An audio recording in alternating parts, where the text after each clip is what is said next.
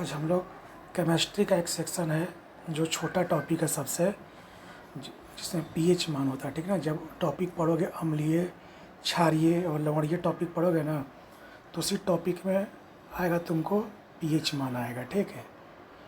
उसी में पीएच मान आता है जो काफ़ी इम्पोर्टेंट होता है, बहुत इम्पोर्टेंट। बीपीएससी में तो हर एक एग्जाम में पिछले 2 साल से 64वीं में भी 65वीं में भी पीटी में पूछ चुका है, तो इसलिए इस बार भी पूछने का इसका चांसेस ज़्यादा है। पीएच मान यहाँ पर हम लगभग 25-30 पीएच मान पढ़ेंगे। ठीक ना। तो सबसे पहले आता है पीएच मान। तो जब पीएच मान आएगा तो उसमें कुछ मूलभूत चीज़ देख लो पहले। यहाँ एच का मतलब होता है हाइड्रोजन। हाइड्रोजन मतलब उस वस्तु में या उस पदार्थ में हाइड्रोजन की मात्रा कितनी है। तो एच का मतलब होता है हाइड्रोजन। ठीक है।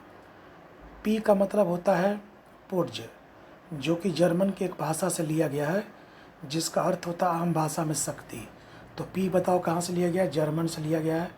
जर्मन की एक भाषा है पुर्ज, उसी से लिया गया, जिसका अर्थ क्या होता है? पावर यानी शक्ति।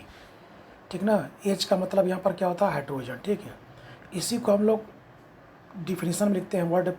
इसी को हम लोग जब एब्रिविएशन करेंगे तो लिखेंगे पावर ऑफ हाइड्रोजन या पोटेंशियल ऑफ हाइड्रोजन। यानी किसी भी पदार्थ में हाइड्रोजन की मात्रा अगर अधिक होगी तो उसकी शक्ति क्या हो जाएगी? बढ़ जाएगी। उसी को बोलते हैं पोटेंशियल ऑफ हाइड्रोजन भी। या तो पावर ऑफ हाइड्रोजन बोलो या पोटेंशियल ऑफ हाइड्रोजन बोलो। पीएच का फुल फॉर्म।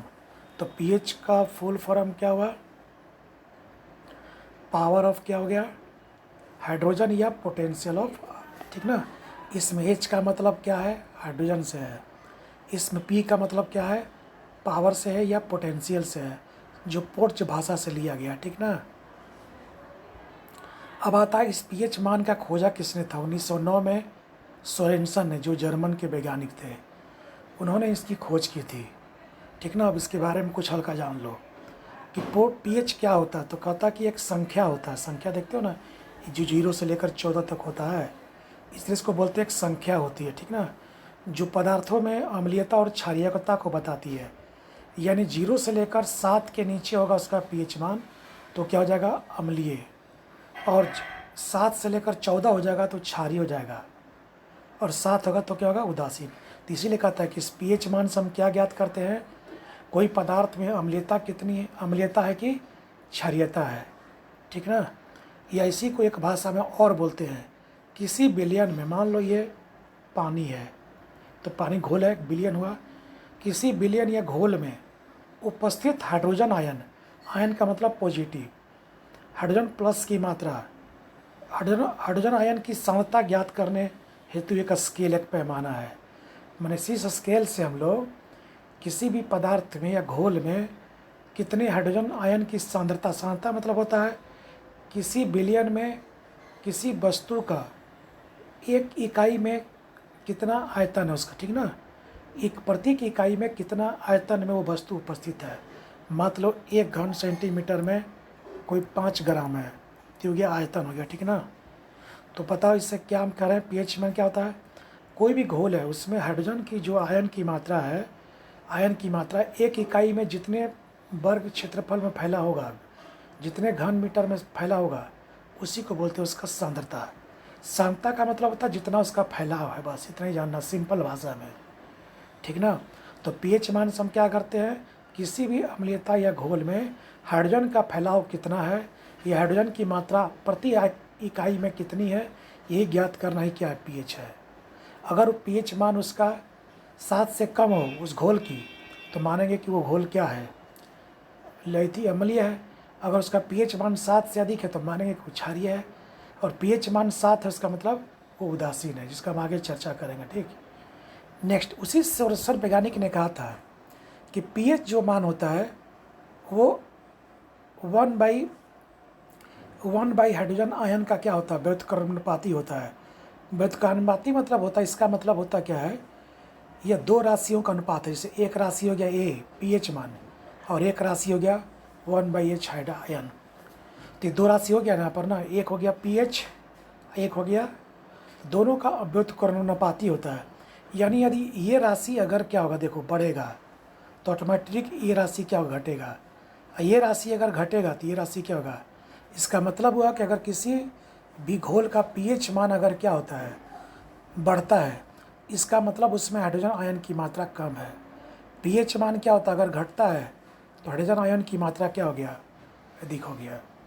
ठीक ना, जैसे कि मान लो इसी पर एक क्वेश्चन बता देगा, जैसे हमारा पीएच मान आगे देखो, जैसे एग्जाम्पल देखते हैं 7.8 मान लो अंडा का है, ठीक ना, तो 7.8 अंडा का मतलब ये पीएच मान बढ़ा हुआ है घटा हुआ है, तो बढ़ा हुआ है, तो कन्फर्म उसका हाइड्रोजन आयन क्या होगा, कम होगा। तो पूछ देगा अंडे का पीएच मान 7.8 है तो उसका हाइड्रोजन आयन क्या होगा, तो बोलना होगा कम होगा, अधिक होगा तो बोलना कम होगा। ठीक है, तो इसका मतलब होता है व्युत्क्रमण, इस फिगर का मतलब होता है व्युत्क्रमानुपाती का मतलब होता है कि एक अगर क्या होगा, राशि अगर बढ़ेगा तो दूसरा राशि घटेगा उसी अनुपात में।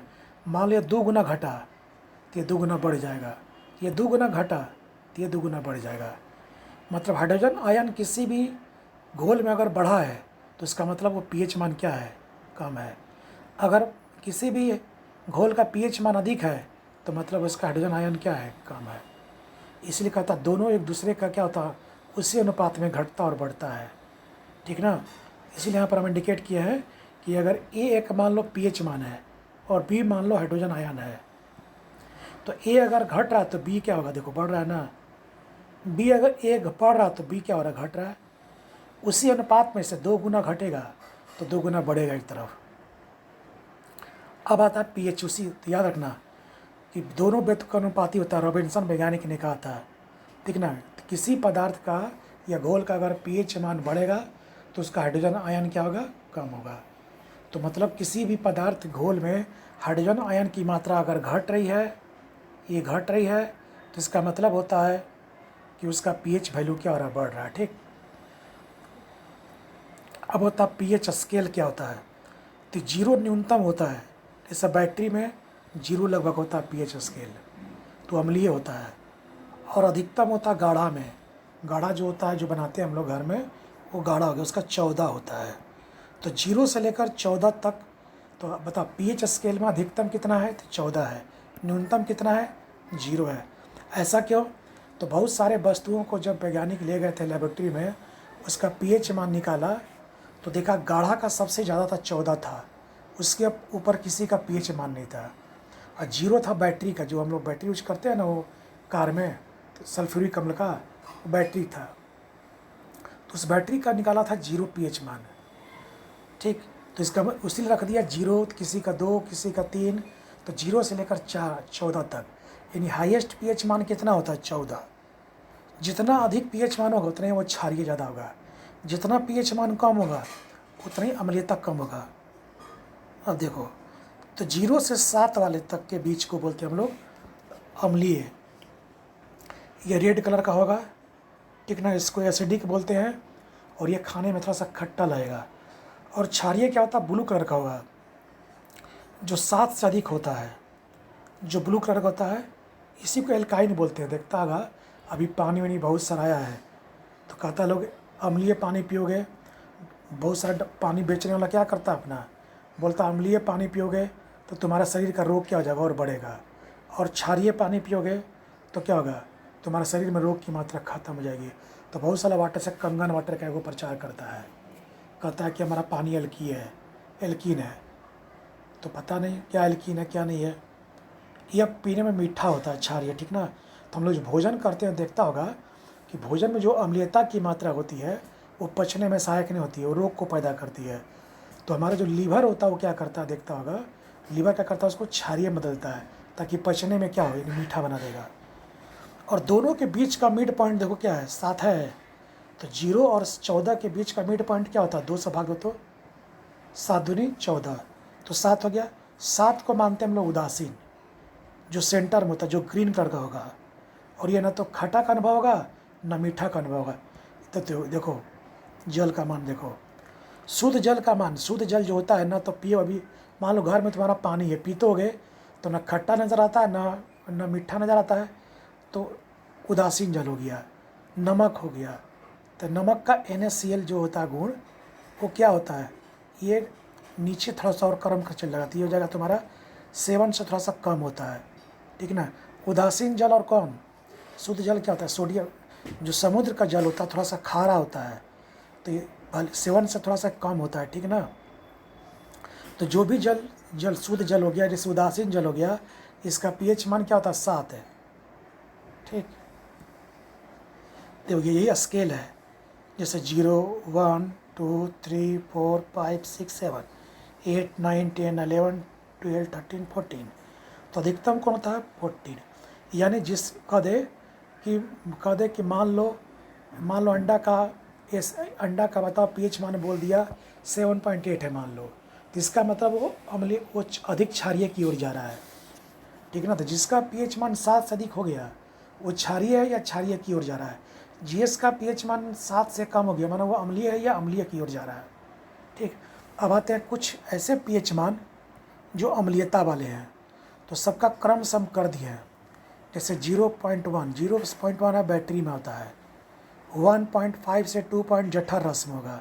जठर रस सुना है ना, जो हमारा पेट में पाया है, जो HCl होता है, हाइड्रोक्लोरिक अम्ल है, जो किसी तरह का हड्डी फड्डी खाते हो तो सब जला देगा वो मुर्गा मुर्गी का, इसलिए हड्डी खाते हो तो टेंशन नहीं रहता है, पाचन क्रिया में आता है, यह आमाशय काम है। नींबू जब खाते हो तो उसमें रस में H2.2 होता है उसका pH मान, ठीक ना, तो काफ़ी कम होगा ये। तो जिसका 2.3 पॉइंट होगा वो काफ़ी कम, उसको बोला था अम्लीयता।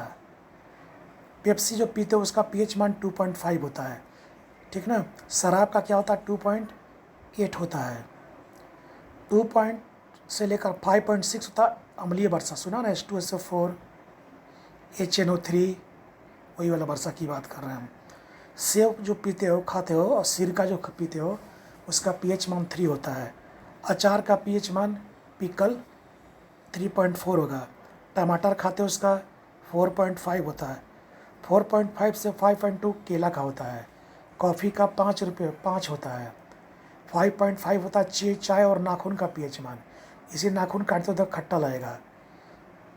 5.4 होता है बड़ी आंत का, किसका होता है। 5.3 से 5.8 होता है रोटी का होता है, इसलिए रोटी जब खाते होगे थोड़ा सा स्वादिष्ट होगा, ठीक ना, मीठा टाइप का लगेगा, खाने के बाद खट्टा टाइप का लगेगा, ठीक ना, आरंभ में। वही जब लार के संपर्क में आता है तो खट्टा लगने मीठा लगने लगता है, तो क्षारीय होता है। यानी हमारे मुंह में जो टाइलिन पाता है उसको माल्टोज बदल देता है तो शर्करा में होता है, यानी मीठा लगता है, यानी pH मान। तो ये रोटी जब खाते हैं तो उसका pH मान 7 से अधिक हो जाता है। इसी रोटी खाने के बाद सेवन हो जाएगा, पूछ देगा, फंसा देगा। 6 होता है मूत्र का pH मान, ठीक ना, मूत्र, ठीक।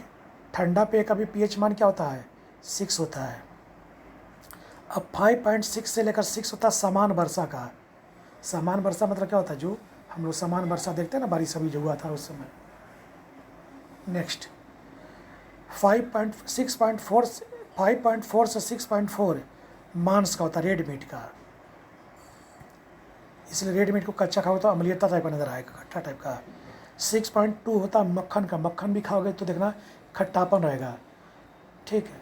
तो पहला पहचान क्या है कि जो खट्टापन रहेगा वो अम्लीय हो जाएगा, और जो थोड़ा सा मीठा रहेगा वो क्या होगा, वो हो जाएगा तुमको, ठीक। गाय का दूध है, मछली खाओगे कि हमारा लार है, लार को गिरा के चूसो, देखो खट्टा नज़र आएगा।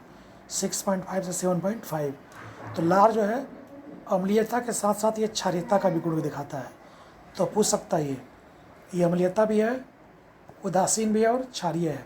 तो अम्लीय से जो क्षारीय को जाएगा वो कन्फर्म तीनों हो जाएगा, अम्लीय, उदासीन और क्षारीय, ठीक ना। तो लार का pH मान वही होता है। अब होता है उदासीन का pH मान क्या होता है, 7 होता है। शुद्ध जल हो गया, उदासीन जल हो गया। नमक आ जाएगा 7 से कुछ कम होता है, तो नमक हो जाता है तुमको अम्लीयता में आ जाएगा। क्षारीय का pH मान क्या होता है, 7 पर प्लस होगा। तो देखो 7 का जाएगा प्लस। 7.4 में आता है छोटी आंत, हम लोग का जो स्मॉल इंटेस्टाइन जो होता है, छोटी आंत हो गया, आंसू हो गया, रक्त हो गया, ठीक ना।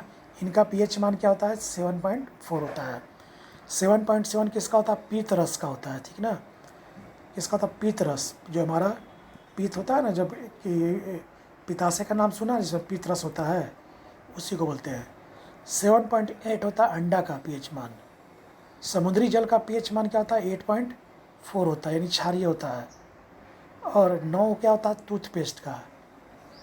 बेकिंग सोडा क्या होता है? 10.5। और अमोनिया गैस का क्या होगा?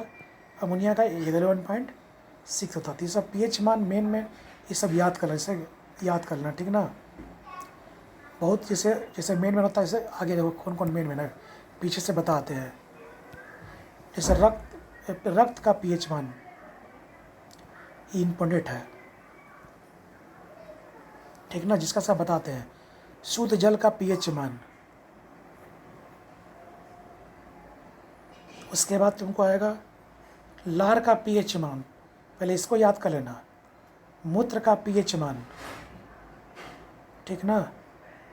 फिर आएगा तो गाय का दूध का पीएच मान, टमाटर का पीएच मान, सिरका और सेब का पीएच मान, अम्लीय वर्षा का पीएच मान, नींबू रस का पीएच मान। बस, और बस इतना ही का पीएच मान पहले याद कर लेना। ये सारे याद हो जाए तब जाकर क्या करना, लास्ट वाला का पीएच मान याद करना, ठीक ना। अब आता है कि वर्षा की अम्लीयता का मापन किस में किया था? तो पीएच मान से। वर्षा जो होता है ना H2SO4 वाला, तो पीएच मान हम ज्ञात करें, किसी भी चीज़ का अम्लीयता पूछ देगा। अंडा का अम्लीयता कैसे पता करेंगे? तो पीएच मान से। सबका अम्लीयता क्षारीयता किससे ज्ञात करेंगे? पीएच मान से, ठीक ना। तो दे देगा फलना का पीएच मान किससे ज्ञात करेंगे? अंडा का पीएच मान कैसे ज्ञात करेंगे? अमोनिया का पीएच मान, अमोनिया का क्षारीय मान कैसे ज्ञात करेंगे? तो पीएच से। तो जो क्षारीय होगा उसका लिख देगा क्षारीय, और जो अम्लीयता होगा उसका लिख देगा अम्लीयता का। सबका मापन का क्या होगा आधार? पीएच मान से। तो पीएच से हम अम्लीयता भी, उदासीन भी और क्षारीय भी ज्ञात करते हैं, क्योंकि 7 से कम हो तो अम्लीयता हो जाएगा, 7 होगा तो उदासीन हो जाएगा, ठीक ना, और 7 से अधिक होगा तो क्षारीय हो जाएगा। नेक्स्ट आओ, मुंह का पीएच मान। हमारा जो मुंह होता है, ये मुंह का जो पीएच मान है वो 5.5 से अगर कम हो जाए, ठीक ना, यानी मुंह का पीएच मान क्या होता है हमारा? 5.5। उससे कम हो जाए तो दांत जो हमारा शरीर में होता है, सब दांत है, ठीक ना, जो बताए थे कंकाल तंत्र में कि दांत हमारा कंकाल तंत्र में नहीं आता है, तो दांत जो होता है वो क्षय होना शुरू होता है। तो कह देगा हमारे शरीर का कौन सा अंग पीएच मान 5.5 होने से क्षय हो जाएगा? तो दांत बोलना। अब एक चीज़ और जान लो, रक्त का पीएच मान हम बताए थे 7.4 होता है, यानी क्षारीय होता है, ठीक ना। इसी पीएच मान में अगर 0.2 पर की वृद्धि हो जाए, 0.2 क्या हो जाए? वृद्धि हो जाए, यानी 7.6 हो जाए, तो मनुष्य की मृत्यु हो जाती है, ठीक ना। यानी उसका पूरा शरीर क्या होता है? अम्लीयता से क्षारीय में तब्दील हो जाएगा, तो वो मनुष्य क्या होता है? मर जाएगा। तो पूछता है कभी कभी कि रक्त में पीएच मान में कितने परसेंट की, कितने पॉइंट की वृद्धि होती है? 0.2 पॉइंट की वृद्धि हो जाए, यानी 7.4 से क्या हो जाए? 7.6 से ज़्यादा हो जाए, 7.6 से क्या हो जाए? ज़्यादा हो जाए, तो व्यक्ति क्या हो जाएगा? मृत्यु हो जाता है, ठीक ना। ठीक है, केमिस्ट्री का ही टॉपिक था, इसको पढ़ लेना एक बार।